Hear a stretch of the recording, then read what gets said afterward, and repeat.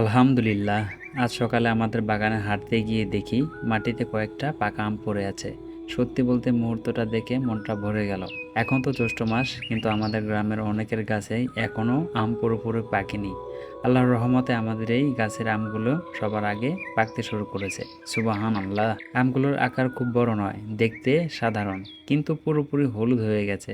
আর খেতে এতটা মিষ্টি যে মুখে দিলেই শৈশবের সেই পুরনো স্বাদ মনে পড়ে যায়। ছোটবেলায় আমের মৌসুম মানেই ছিল অন্যরকম আনন্দ।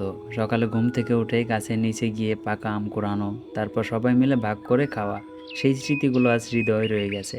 জীবনে সব সুন্দর জিনিস বড় আকারে হয় না, অনেক সময় ছোট ছোট নিয়ামতের মাধ্যমে লুকিয়ে থাকে বেশি সুখ। আলহামদুলিল্লাহ, আল্লাহ আমাদের এত সুন্দর নিয়ামত দান করেছেন। আল্লাহ আমাদের রিজিক বরকত দান করুন এবং তার প্রতি নিয়ামতের জন্য কৃতজ্ঞ থাকার তৌফিক দান করুন।